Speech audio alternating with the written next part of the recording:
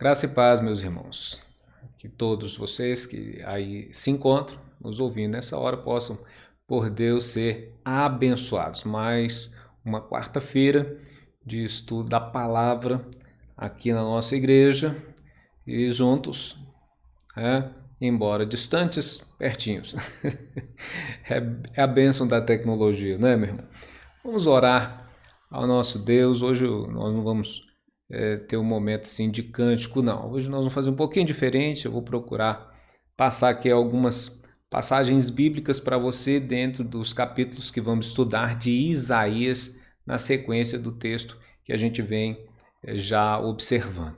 Vamos orar antes. Eu espero que Deus possa estar abençoando grandemente a sua vida, como tem abençoado minha vida por sua palavra. Que a palavra de Deus possa estar arraigada no seu coração, para a honra, para a glória e para o louvor dele. Amém? Vamos orar? Meu Deus e Pai, muito obrigado por esta hora. Que o Senhor possa, ó Deus, conduzir-nos na explanação da sua palavra e o teu Espírito possa aclarar na mente de cada um, trazendo aquilo que o Senhor tem preparado para cada um, Senhor, ajudando-os não só a compreender, mas também a aplicar a tua verdade, colocar a tua palavra em prática e assim, ó Deus, também transmiti-la a outros. Esta bênção te pedimos e desde agora nós te agradecemos no nome de Jesus. Amém. Então, Isaías 53, nós estudamos na semana passada, falava ali sobre o servo do Senhor.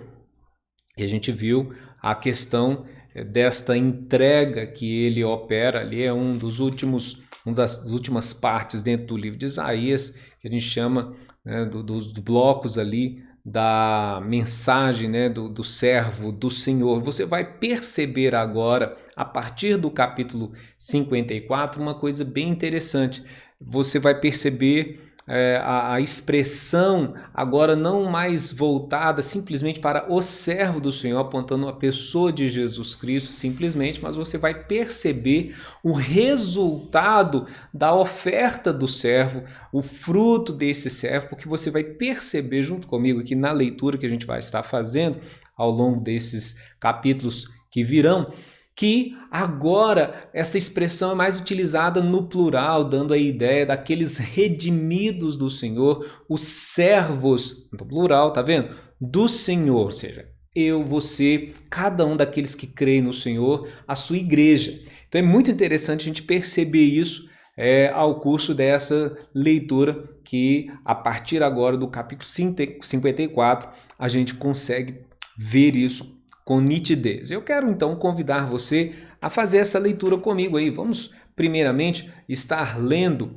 o capítulo 54 e eu peço que você abra sua Bíblia. Nós vamos estar lendo texto, bloco a bloco, e assim a gente vai estar já comentando estas passagens para que você possa ver isso aqui e também ver a ligação disso, que todo o processo agora, dessa descrição do resgatador, do Messias, do servo, num resultado amplo, conforme a gente já mesmo mencionou semana passada, a questão do fruto que ele veria de seu trabalho.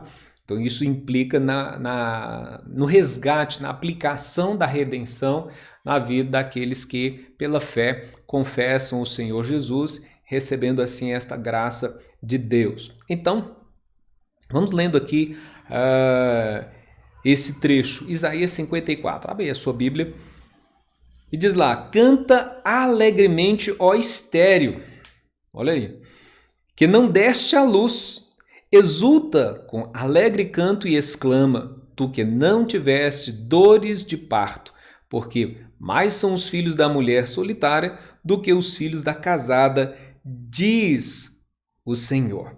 Então, o que você vai ver aqui é exatamente isso, a partir deste capítulo, o servo do Senhor, e agora, depois de feita a sua obra, vê o fruto disso, os servos do Senhor. Vou mostrar isso aqui para você em algumas passagens, quer ver? Lá em Isaías 65... Deixa eu olhar aqui, 65, não, 63, 17. Ó Senhor, Por que nos fazes desviar dos teus caminhos? Por que endureces nosso coração para que te não temamos? Volta por amor dos teus servos e das tribos da tua herança. Agora olha só, detalhe interessante, lá no capítulo 65, verso 8 e também verso 9, depois versos 13 a 15. Então, em Isaías 65, 8 e 9, você vai ler assim, ó. Assim diz o Senhor, como quando se acha um vinho num cacho de uvas, dizem, não desperdices, pois há bênção nele.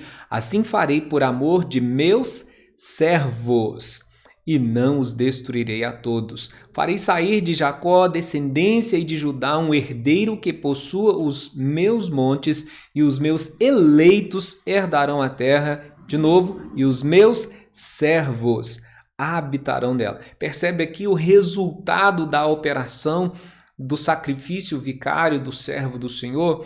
Agora, por causa desse sacrifício, por causa dessa entrega, dessa devoção, dessa obediência, os eleitos de Deus estão sendo congregados, estão sendo chamados. Então não é algo que se aplica simplesmente ao retorno de Judá da Babilônia para Jerusalém. Não, é algo mais amplo que está aplicado à igreja do Senhor em toda a terra. Nós poderíamos ler também aqui o verso 13 a 15 de Isaías 65. Pelo que assim diz o Senhor Deus, eis que os meus servos comerão, mas vós padecereis fome, e os meus servos beberão, mas vós tereis sede. Os meus servos se alegrarão, mas vós vos envergonhareis. Falando aqui do restante fiel, não é assim? O fiel, o restante fiel que Deus preservou, que Deus elegeu e escolheu. Os meus servos cantarão por terem o coração alegre, mas vós gritareis pela tristeza do vosso coração e uivareis pela angústia de espírito. Deixareis o vosso nome, os meus eleitos, por maldição. O Senhor Deus vos matará e os meus servos, e a meus servos, ele chamará por outro nome. Então, aqui a gente está percebendo esta questão aqui. Ainda mais uma passagem a gente poderia colocar ainda em Isaías, capítulo 66, 14. Deixa eu ler aqui. Observe. Vós o vereis, e o vosso coração se regozijará, e os vossos ossos revigorarão, como a erva tenra. Então o poder do Senhor será notório aos seus servos, e ele se indignará contra os seus inimigos. Então é esta passagem que a gente está aqui observando, está mostrando com clareza esta relação do servo e os servos, a aplicação do resgate do servo do Senhor, e o resultado desse resgate será a reunião, a congregação dos muitos servos, que naturalmente são os eleitos de Deus, e em Cristo Jesus nós vamos ver isso. Daqui a pouquinho a gente vai perceber que é mais do que isso. A Escritura nos ensina que em Cristo nós somos feitos filhos de Deus, a saber, os que creem no seu nome. Ok? E aí você segue aqui, ó. Assim é o versículo 2. Alarga o espaço de tua tenda, estenda-se o todo da tua habitação e não o impeças. Alonga as tuas cordas e firma bem as tuas estacas, porque transbordarás para a direita e para a esquerda, e a tua posteridade possuirá as nações, e farás que se povoem as cidades assoladas. Naturalmente, isso não é uma passagem que deve ser aplicada a uma pessoa, isso que não é uma bênção restrita a uma pessoa, a passagem que a gente pudesse usar dessa forma. Ela tem mais um aspecto da evangelização, ou seja, do resultado missionário da igreja, da obediência da igreja à proclamação das boas novas que foi dada pelo servo do Senhor depois de sua morte, de sua ressurreição. Antes dele ser assunto aos céus, ele designou os seus discípulos essa tarefa, a mim e a você, que é a pregação do evangelho. Então, naturalmente, né, o que isso tem como implicação? Quando você estica uma tenda, né, e quanto maior é a cobertura dessa tenda, maior a necessidade de você ali reforçar as estacas, firmar bem as cordas, porque senão essa tenda iria cair. Mas não é a ideia de que ela iria cair, mas a ideia aqui é que quando você faz isso, você está ampliando a cobertura, naturalmente você está crescendo em todas as direções. A palavra do Senhor, ela tem esse efeito, ela começa ali a partir de Jerusalém, Judéia, Samaria, confins da terra. Este crescente da pregação do evangelho vai alcançando cada lugar, e a igreja vai pregando o evangelho, firmando bem essas estacas, que é o evangelho genuíno, verdadeiro, sem negociações, não é assim? Então esse que é o detalhe interessante aqui, que é alarga o todo, né, o espaço da tua tenda. Por isso essa exultação, por isso essa alegria, esse canto alegre daquela que não dava luz. Então, como que uma pessoa que era estéril ia cantar alegremente, sendo que ela não tinha filhos, mas agora o texto está dizendo, mais são os filhos da estéril. Então, essa é a ideia lá daquele resultado de Israel, no sentido de sua proclamação, do seu exemplo, do seu testemunho, que foi, de certa forma, infrutífero no Velho Testamento. Não é? Não foi exatamente como era o esperado, vamos imaginar assim, mas no Novo Testamento, o fruto, depois do trabalho do servo do Senhor, que é Jesus, o fruto o resultado desta ação, né, de sua morte, sua ressurreição, de sua mensagem que ele deixou, seu ensino, é realmente diferente lá do Velho Testamento. A igreja compreende a razão de existir, que é não só conhecer Deus, mas tornar o nome de Deus conhecido. E aí a pregação do evangelho vai se espalhando. Esta é uma passagem interessante, inclusive a título de registro aí, que você talvez não saiba, o sermão que o reverendo Simon, Ashbel Green Simon, pregou, o seu sermão de prova antes de vir para as missões e de naturalmente ser enviado para o Brasil, foi exatamente em cima deste texto. Então, é muito interessante de perceber aqui como que realmente está relacionado ao aspecto da evangelização. Eu acho que ele não escolheu esse texto à toa. Era exatamente falando da convicção do seu chamamento, e ele chamava a atenção daqueles que o ouviam para que ele sustentasse bem as cordas, uma vez que ele estava indo para que esta tenda fosse alargada. Então perceba, né, essa ideia de transbordar para a direita, para a esquerda, isso aqui não tem nada a ver com o evangelho da prosperidade, não. Tem a ver com a prosperidade do evangelho, ou seja, é a frutificação da obra de Deus através de Cristo, é o resultado, é aquela ideia que Jesus falou, por exemplo, como é o reino de Deus, ele é como um fermento que um pouquinho vai transformar toda a massa, que como uma pequena semente, como um grão de mostarda, mas que quando ela germina e cresce é a maior de todas as hortaliças. Então é algo que não se pode parar, é algo que não se pode guardar, reter. Ele vai ser espalhado, vai ser expandido, ele vai alcançar o objetivo que Deus tem para com a sua vontade. Então, na sequência aqui do texto, nós vamos ver o seguinte, não temas, versículo 4, porque não serás envergonhada, não te envergonhes, porque não sofrerás humilhação, pois te esquecerás da vergonha da tua mocidade e não mais te lembrarás do opróbrio da tua viuvez, porque o teu Criador é o teu marido, o Senhor dos Exércitos é o seu nome e o Santo de Israel é o teu Redentor. Ele é chamado o Deus de toda a terra. Então, o que isso significa? Significa a vitória de Deus, é também a vitória do seu povo.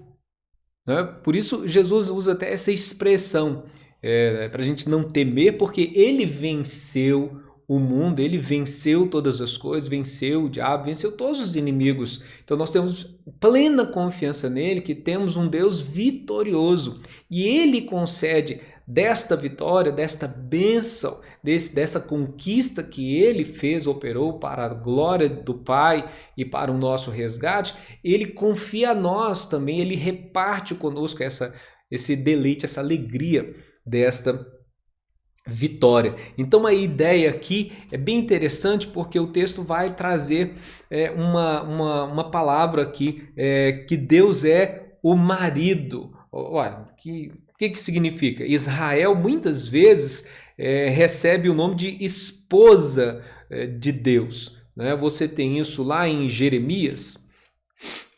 Deixa eu encontrar aqui, capítulo 31.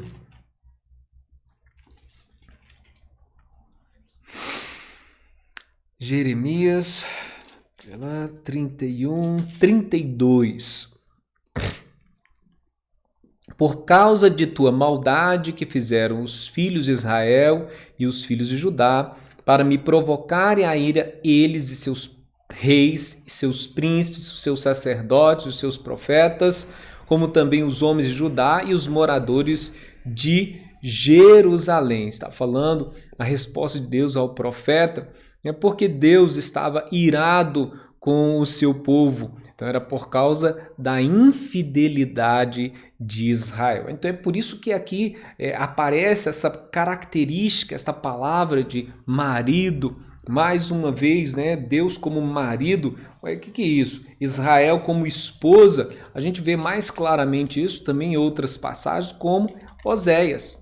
Lá em Oséias, no capítulo 2, inclusive Oséias, no seu chamamento, ele é orientado, né, ordenado por Deus a casar com uma prostituta, exatamente para mostrar a infidelidade do povo de Deus. Você pode ler todo o capítulo lá de Oséias, capítulo 2, olha ali, ó, o versículo 1 até o versículo 23 vai falar sobre a repreensão de Deus quanto à infidelidade do seu povo e quanto Deus é fiel a despeito dessa infidelidade de Israel. Israel é tida como uma mulher que causou um adultério. Naturalmente, ela seria morta, né? Mas aqui a ideia do repúdio de Deus é que ela é brevemente esquecida, como se Deus virasse-lhes as costas, embora, como nós vimos num texto anterior aqui de Isaías, o próprio Deus está dizendo lá no capítulo 50 que Israel, né, eles foram vendidos pelo próprio pecado, eles que se afastaram do Senhor, a gente já viu isso, e a gente viu também que é exatamente isso, o pecado que nos afasta de Deus, conforme lá no capítulo 59. Então vamos ampliar aqui essa ideia. Israel sempre agiu com infidelidade nesse sentido, quando o povo, quando eles se voltavam para os ídolos, além às vezes de buscar o Senhor, buscavam também os Baalins, a Astarote, eles se curvavam, eles praticavam o culto pagão dos filisteus, dos cananeus que habitavam ali, daquelas tribos que ficaram, os inimigos que ficaram ainda quando da tomada daquela terra, Deus havia ordenado que eles fossem destruídos, Israel já falhava, já nesse princípio eles pouparam a vida de alguns, né? E isso acabou gerando um problema, porque Deus acabou deixando parte daquele grupo que ali residia para servir como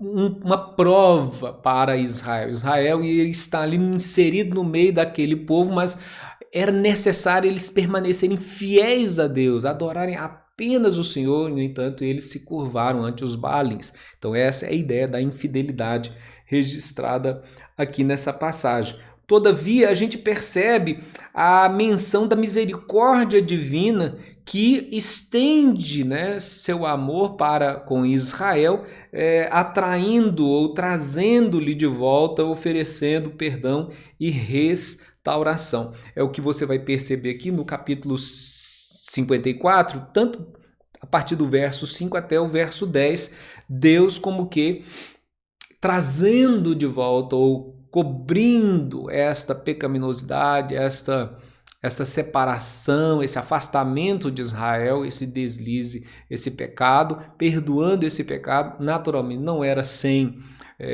a justiça dele, tanto que a causa do cativeiro foi exatamente essa infidelidade, essa insistência de Israel em se dobrar diante dos ídolos, tanto que os argumentos de Jeremias, você vai perceber isso muito forte no profeta Jeremias.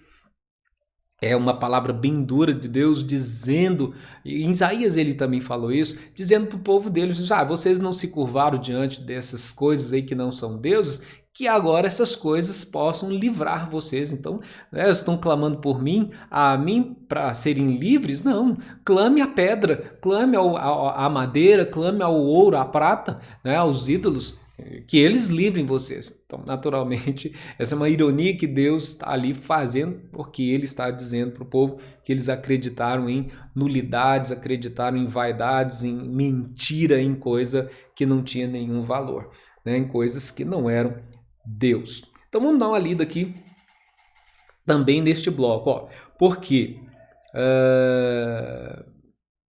o teu Criador é o teu marido, o Senhor dos Exércitos é o seu nome, o Santo de Israel, teu Redentor. É bom a gente colocar essa palavra aqui novamente, a gente falou muito disso semana passada, O servo é o resgatador, é o que redime, é o que vai redimir, vai resgatar o seu povo, um povo para Deus, um povo escolhido, um povo separado. Ele é chamado Deus de toda a terra. Então, o nosso Redentor, Jesus, ele é o Senhor absoluto.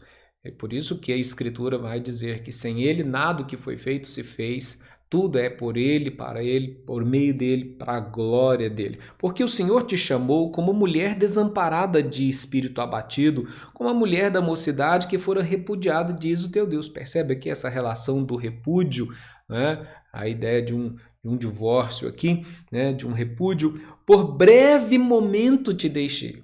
Então não foi para sempre.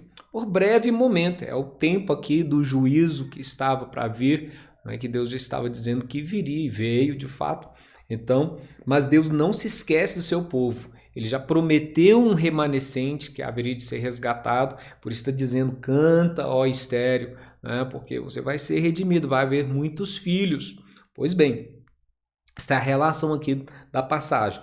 E aí você tem escrito aqui, por breve tempo te deixei, mas com grande misericórdia torno a acolher-te, torno a receber você em meus braços. Esta é a ideia do resgate aqui. E você tem aqui, sabe-se que esse breve momento, que seria esse tempo de cativeiro, realmente traria e trouxe uma grande angústia, até mesmo o tempo antes do cativeiro, porque Israel sofreu isso, caiu, e Jerusalém sofreu, caiu, essa ideia de ser cercado, de ser subjugado, e houve muitas coisas terríveis ali, difíceis, que Deus havia dito que haveria. Então, quem escapava da espada morria pela seca, pela fome, pela sede, e foi uma situação muito difícil. Ok? Então, o que isso significa? É que esta aflição não é comparada com a glória que ainda está reservada, que há de ser revelada. Então, apesar de vir o juízo, o cativeiro sobre o povo, depois, e ao mesmo tempo que ele fala de juízo, eu mostrei isso ao longo do estudo de Isaías, a gente estava vendo isso, uma explanação clara, e Deus sempre dá a diretriz de que ia acontecer esse julgamento, esse juízo, mas ao mesmo tempo ele sempre mostra a sua graça, ele revela a sua graça a este remanescente. Quer ver? Vamos ler aqui algumas passagens só para a gente poder confirmar essa ideia da glória futura. Lá em Romanos 8, Paulo fala disso, quer ver? Romanos 8, versículo 18. Olha só o que está escrito. Porque, para mim, tenho por certo que os sofrimentos do tempo presente não podem ser comparados com a glória a ser revelada em nós. Verso 28 e depois verso 35 a 39 do mesmo capítulo. Paulo diz: sabemos que todas as coisas cooperam para o bem daqueles que amam a Deus, daqueles que são chamados segundo o seu propósito. E o versículo aqui, 35 a 39, ele encerra, né, uma maravilha aqui desta narrativa, quando diz: como está escrito, por amor de ti somos entregues à morte o dia todo, fomos considerados como ovelhas para o matadouro. Em todas essas coisas, porém, somos mais que vencedores por meio daquele que nos amou, que é o servo do Senhor, o próprio Deus, né? É o seu Espírito. Esse Deus triuno, ele nos amou, ele nos resgatou. Então, esta glória futura não estava realmente prevista, não estava no coração e na mente de Israel. Eles não tinham ideia do que seria isso.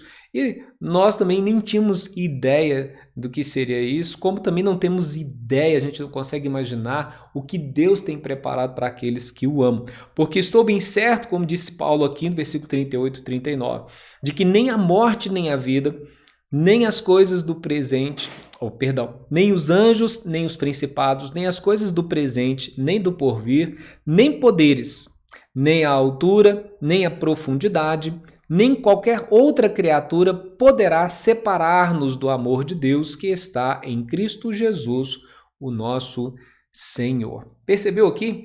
Que coisa tremenda, não é? Bacana? Quer ver uma outra passagem também de Paulo, só que agora em 2 Coríntios,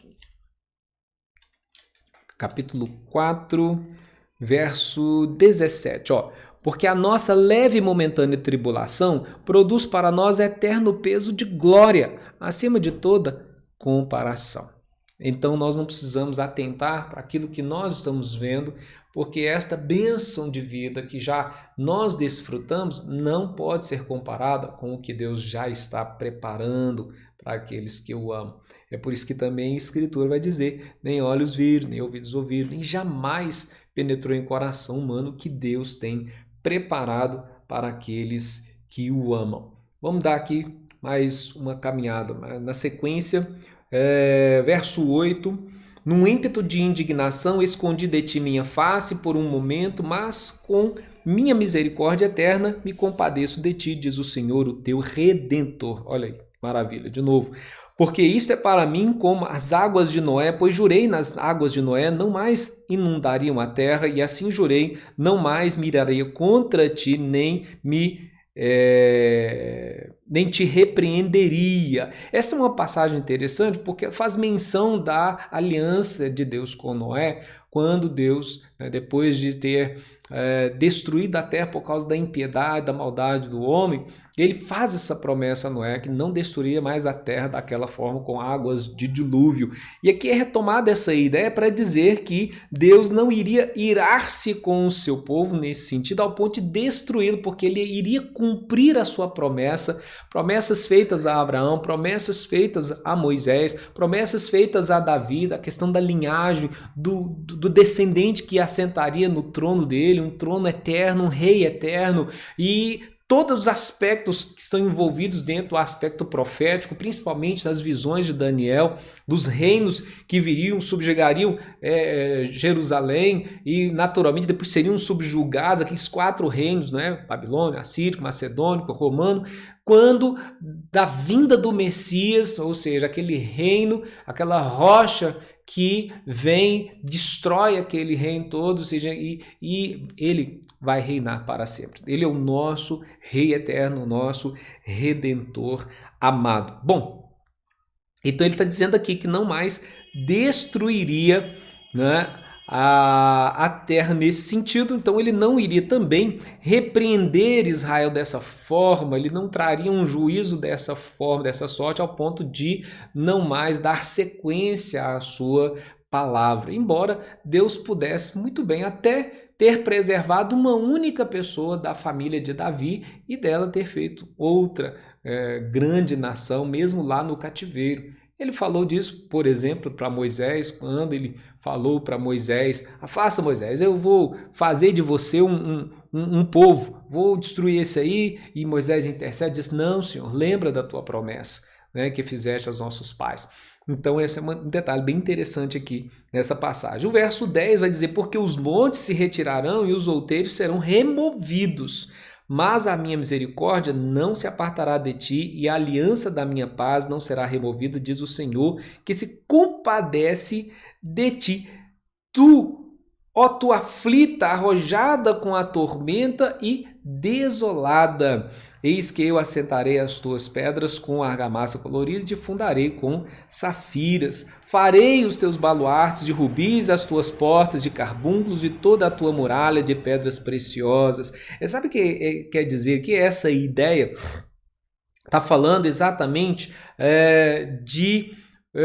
imagine uma montanha bem alta, assim, aquela montanha de pedras. Você chega a imaginar assim: uau, isso aqui é muito difícil tirar daqui, de ser removido, não é verdade?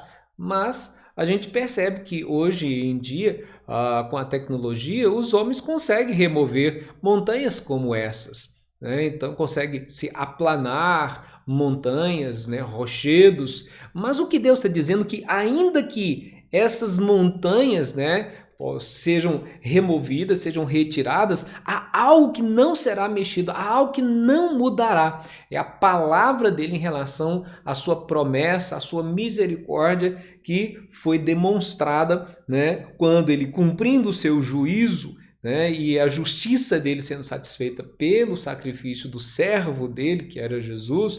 Então essa justiça, ele está falando aqui, né, uma vez feito isso, algo que não vai mudar é isso, é o meu intento em resgatar, é a minha aliança, a minha palavra, né, não vai mudar. Então a aliança de misericórdia, a aliança de paz de Deus com os seus redimidos, ela vai permanecer eternamente. Então, não é que é algo difícil e não vai acontecer, não. Deus está trazendo algo para a gente entender a relação disso. Ainda, não é? Olha lá, que os montes se retirem, que os outeiros sejam removidos. Algo não será removido, algo não será retirado, que é a minha palavra, é a minha promessa, é o meu resgate. É a minha paz. Então, esta oferta de paz foi feita e foi satisfeita pelo Redentor, por Jesus Cristo.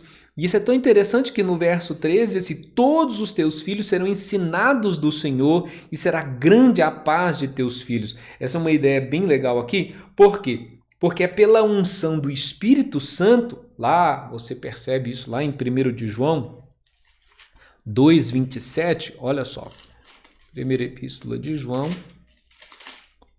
deixa eu achar que achei, 2,27.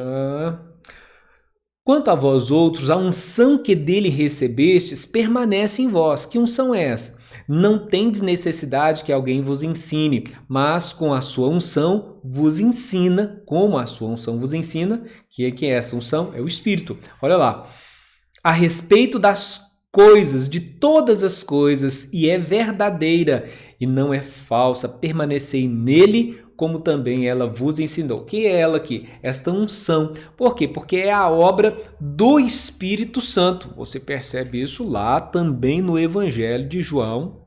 Vamos voltar aqui e olhar o que Jesus estava dizendo lá a respeito do Espírito dele, que estava prometido pelo Pai, e ele também está prometendo enviar aos seus servos a missão do Consolador. Ó. Mas eu vos digo a verdade, convém-vos que eu vá, porque se eu não for, o Consolador não virá para vós outros. E se eu não for, porém, se eu for, eu vou-lo enviarei. Quando ele vier, versículo 8 em diante ali, do capítulo 16, está escrito: convencerá o mundo do pecado, da justiça e do juízo. Do pecado, porque não crê em mim, da justiça, porque vou para o Pai e não me vereis mais, e do juízo, porque o príncipe deste mundo já está julgado. E o verso 13 diz, quando vier, porém, o Espírito da verdade. Esse Espírito que ele está dizendo aqui, que vai ensinar os filhos do Senhor, os servos do Senhor. Quando vier o Espírito da verdade, ele vos guiará a toda a verdade, porque não falará por si mesmo, mas dirá tudo o que tiver ouvido, e vos anunciará as coisas que hão de vir. Então, seguindo aqui, você percebe isso, não é? João 6, 44, 45 e 14, 26, você também vê esta realidade. Olha aqui, ó. 1 João 14, 26. O Consolador, o Espírito Santo, a quem o Pai enviará em meu nome, esse vos ensinará todas as coisas e vos fará lembrar de tudo o que vos tenho dito. Agora, capítulo 6 de João, o Evangelho de João, versos 44 e 45. Olha aqui, ó. Ninguém pode vir a mim se o Pai que me enviou não o trouxer, e eu o ressuscitarei no último dia, pois está escrito nos profetas, e serão todos ensinados por Deus, fazendo alusão aqui a esta passagem de Isaías, capítulo 54, versículo 13. Então, Deus, o próprio Deus, o seu Espírito, o Espírito da verdade, o Espírito Santo, haveria de trazer a revelação da verdade, o ensino da verdade, ele que nos guia na verdade, que nos guia à verdade, que é Jesus, o Espírito Santo. Ok? Deu para entender isso aqui? Vamos ver lá mais um pouquinho? Serás estabelecida em justiça, longe da opressão, porque já não temerás, e também do espanto, porque não chegará a ti. Eis que poderão suscitar contendas, mas não procederá de mim. Quem conspira contra ti cairá diante de ti. Eis que eu criei o ferreiro, que assopra as brasas no fogo e que produz a arma para o seu devido fim. Também criei o assolador para destruir. Toda arma forjada contra ti não prosperará. Toda língua que ousar contra ti em juízo, tu as condenarás. Esta é a herança dos servos do Senhor e o seu direito que de mim procede, diz o Senhor. Ou seja, Deus é o árbitro, não é? Até mesmo nas guerras, nos momentos de dificuldade, de tensão. E a capacidade que nós temos para prosseguir, ela vem do Senhor. É Deus quem nos guarda, é Deus quem nos livra. E aqui você percebeu que o texto aponta para que o Deus que guia, que guarda a gente, o Deus que também traz a assolação, traz o termo aqui o assolador, ele cria o assolador para destruir. Preste atenção nessa ideia. O inimigo, por exemplo, o Satanás, não é um ser autoexistente. Somente Deus é autoexistente. O Satanás também foi criado. Quando foi criado como um anjo de luz, mas este se rebelou e foi afastado da presença de Deus, foi julgado dessa forma. E ele serve aos propósitos de Deus, porque nada há na Terra que foge aos desígnios de Deus ou ao seu controle. É bom a gente lembrar sempre disso. Não é? Dentro dos decretos, ou do decreto eterno de Deus, a gente sabe que ele ordenou todas as coisas de forma que elas dão glória ao nome dele. Então aqui a ideia é esta, não é? Deus, né, somente ele pode fazer essas coisas. Então você está percebendo aqui que esse juízo que viria sobre Judá, naturalmente, está acompanhado de uma promessa de resgate. Deus fez dessa forma.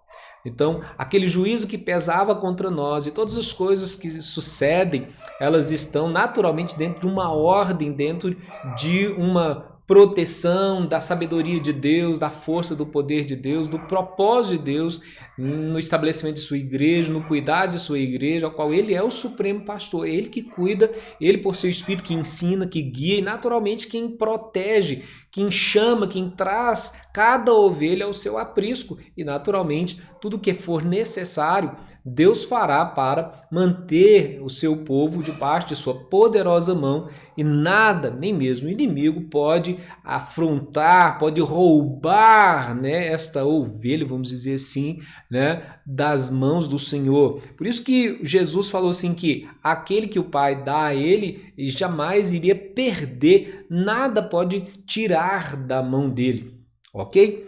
E aí você vai entrar no capítulo 55 comigo. Vamos ver se dá para a gente poder estudar também esse capítulo aqui hoje.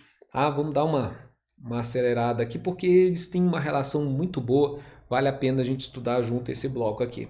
O capítulo 55 começa com a expressão assim: todos vós os que tendes sede, vinde às águas, e vós os que não tendes dinheiro, vinde, comprai e comei. Sim, vinde, comprai sem dinheiro e sem preço vinho e leite. Então o convite é dirigido a todas as pessoas. O evangelho é pregado a todas as pessoas, né? A todos os que são necessitados. E quem é necessitado nesse sentido? Todos os homens, porque todos pecaram, todos carecem da graça, da glória de Deus. Todos os tipos de pessoas, em todas as épocas, em todos os lugares. A promessa de Deus a Abraão, no capítulo 12 de Gênesis, é essa: em ti serão benditas todas as famílias da terra.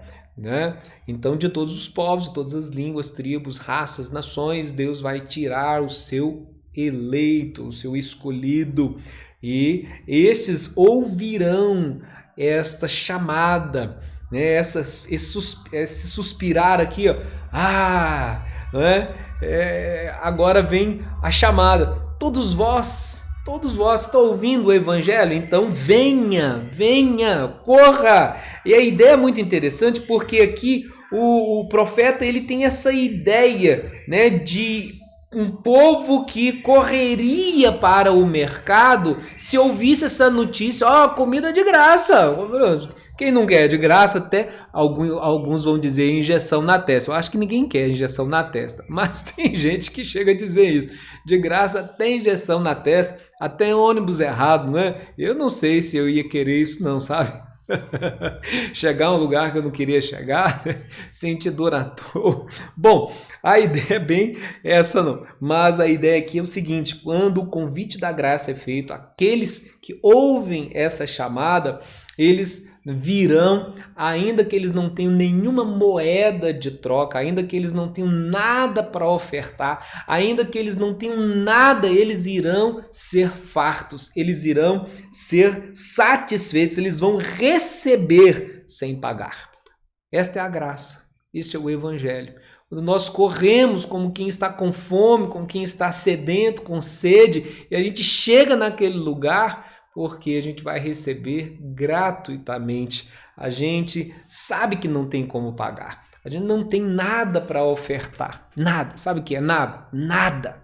Não há como pagar o que Deus fez por nós. Então o que ocorre aqui é que o convite gracioso de Deus, né, faz a gente entender que a obra que ele operou pelo servo dele, pelo resgatador, pelo redentor, é plena e completa. Não sobrou, né, nenhum resquício de conta. Ele quitou toda a dívida. Deu para entender isso aqui? Por isso você, quando ouve o evangelho, está compreendendo o evangelho, isso é uma bênção. Você precisa se prostrar diante de Deus e louvá-lo. Você precisa cantar, ó estéril, não é? Você precisa alegrar e exultar no Deus de sua salvação. Você precisa reconhecer, ou reconhecendo isso, você precisa exultar de alegria, meu irmão, porque é bênção demais o que Deus faz por aqueles que ouvem essa chamada, são por ele recebidos, são por ele salvos, né? Então, o dom gratuito a todos que reconhecem e se arrependem, porque aqui é o detalhe legal dessa passagem. Né? Se as pessoas corriam para receber, porque sabiam que iriam receber, pois não tinham dinheiro, então naturalmente isso exige de nós o arrependimento. Não há salvação desconecta dessa ideia, né? Porque Jesus vem, aplica a obra dele a nós, mas o Espírito nos constrange, ele nos convence, mente, alma, coração, e nós só podemos nos constranger diante de Deus, nos humilhar diante de Deus e reconhecer esta graça que ele está operando, que ele está dando a nós. Por que gastais o dinheiro naquilo que não é pão e o vosso suor naquilo que não satisfaz? Ouvi-me atentamente, comei o que é bom e vos deleitareis com finos manjares. O que é essa ideia?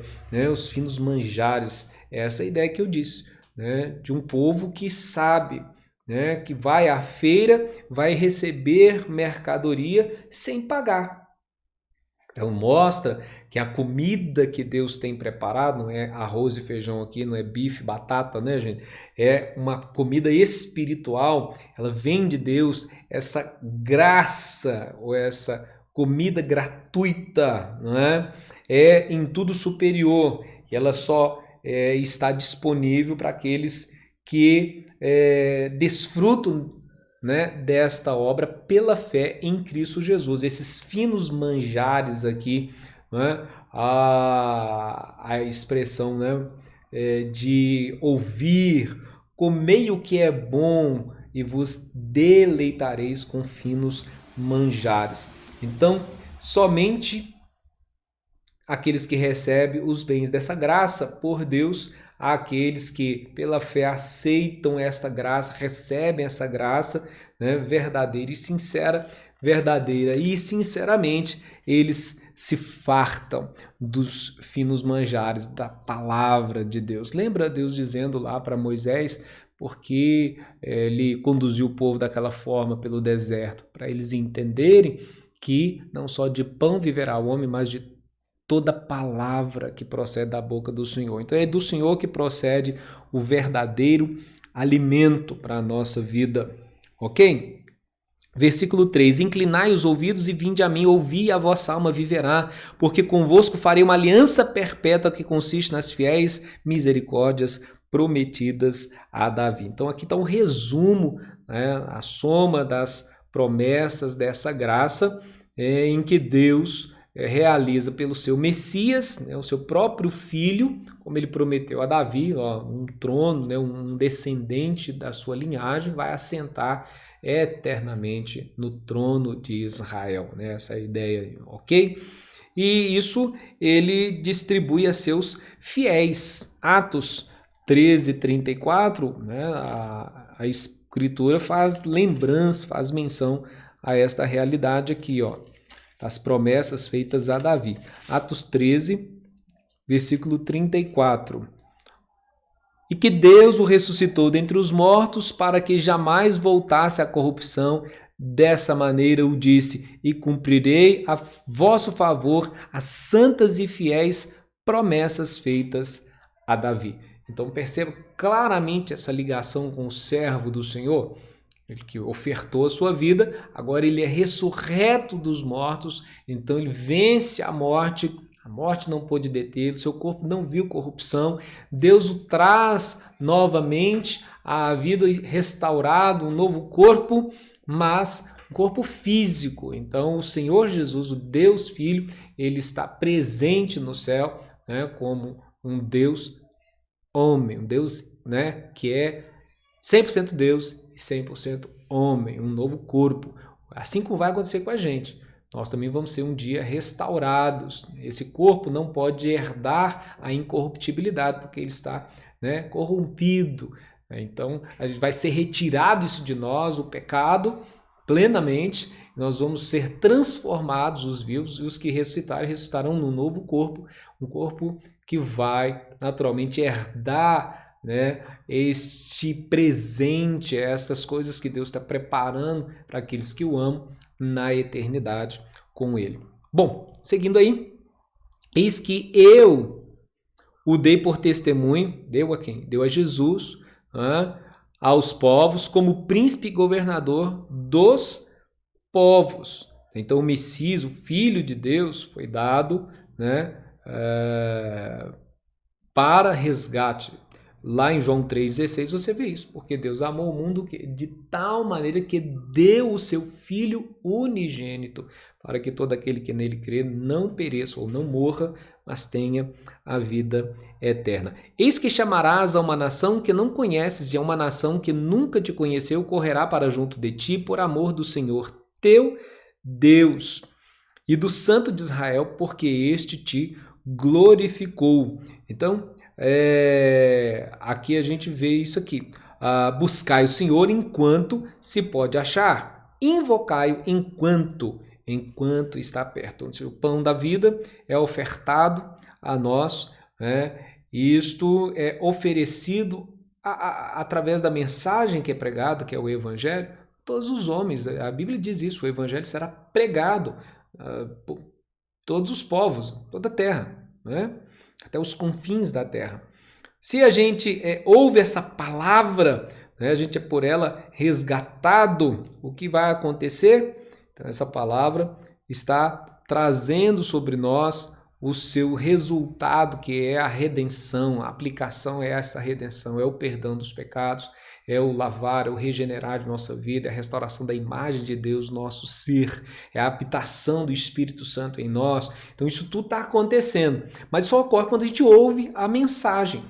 Mas e quando a gente rejeita? Quando a gente não ouve essa mensagem? Bom, aí você vai entender na sequência do texto, dizendo ali da diferença que há entre os caminhos do Senhor, os nossos caminhos, os pensamentos do Senhor, os nossos pensamentos, naturalmente, e também a ideia da palavra do Senhor que ele libera, né? E essa palavra não volta vazia. Então, quando a mensagem é pregada, o que ocorre? Ela funciona de duas formas. Para aqueles que ouvem, é a bênção, é salvação. Para aqueles que a rejeitam, ela é o quê? A palavra que os acusa. Lembra Jesus falando disso lá no Evangelho? Olha, eu não julgo ninguém, quem julga é a palavra. Não é? Por quê? A palavra já diz lá no capítulo 3 de João, que ele veio para salvar. Então aquele que crê nele vai ser salvo. Mas aquele que o rejeita essa palavra, não ouve essa palavra, o que vai acontecer com ele? Ele permanece morto, ele permanece condenado. Está lá no versículo 18, capítulo 3 do Evangelho de João. Ok? Então, essa é a ideia aqui, ó, né? Buscai enquanto se pode achar, porque vai chegar uma hora, né, que acabou o tempo, não vai buscar mais, não vai ter tempo mais. O Senhor vai dar da sua ordem, né, o Senhor virá. E aí não é mais tempo de buscar o Senhor. Deu para compreender? Então não é mais tempo de buscar a Deus nesse sentido. Vamos caminhar aqui que nós estamos encerrando. Tá bom?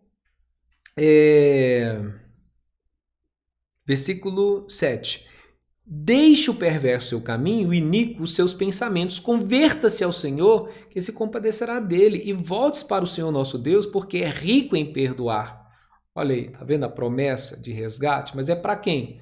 O que ouve. E naturalmente o que ouve é aquele que se converte, que se arrepende do seu mal, né, das suas fraquezas, da sua ignorância, e se arrepende de suas obras mortas, do seu pecado. Ele confessa, ele busca.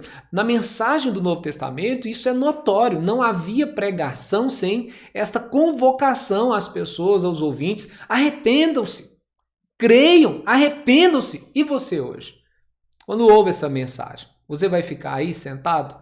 Vai ficar pensando, como diz o ditado, aí na morta bezerra? Meu irmão, quando você está pensando nisso, se você deixar com que essa palavra passe de você, né, sem você tomar uma posição nesse sentido, uma reflexão, saiba, ela é contra você.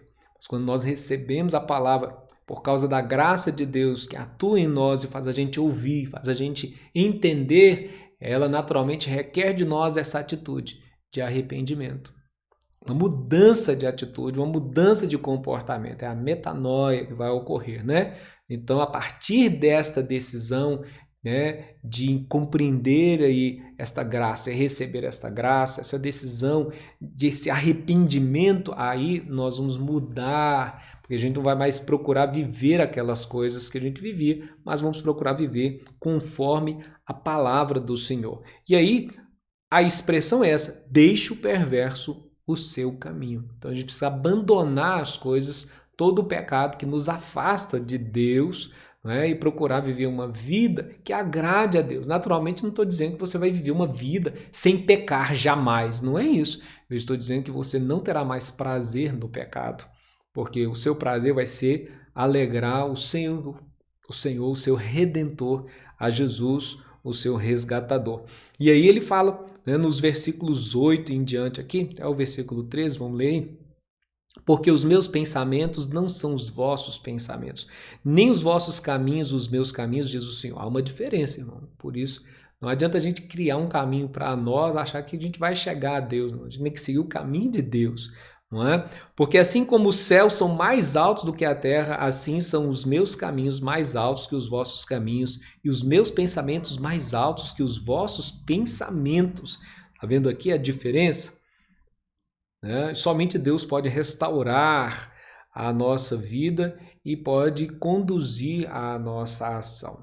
A Bíblia diz que Ele efetua em nós o querer e o realizar. Então Ele tem poder para restaurar nossa alma, restaurar nosso ser, restaurar nosso pensamento, restaurar a imagem dEle em nós, e Ele faz isso através do seu Espírito, de sua palavra, da obra de Cristo Jesus realizada naquela cruz por mim e por você, aquele que crê. Ok? Porque assim como descem a chuva e a neve dos céus e para lá não tornam, sem que primeiro reguem a terra e a fecundem e a façam brotar para dar semente ao semeador e pão aos que comem, assim será a palavra que sair da minha boca, não voltará para mim vazia, mas fará o que me apraz e prosperará naquilo para a qual, para que a designei. Então isso significa que o Senhor, Ele faz cumprir o seu propósito, através de todas as coisas que acontecem.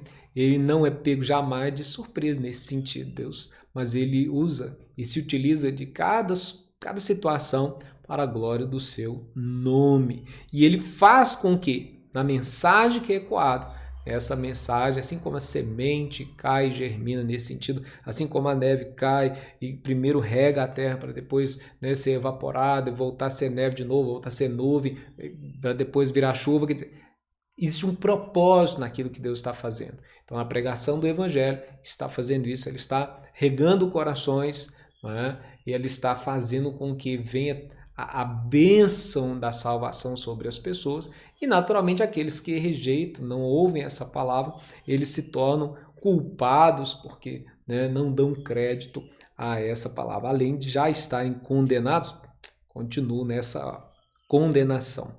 E aí você tem aqui que nós que temos ouvido essa palavra somos o quê? Bem-aventurados. Nós somos felizes por serem dirigidos pelo Espírito da graça do Senhor a Cristo, e Cristo nos conduzir assim ao Pai.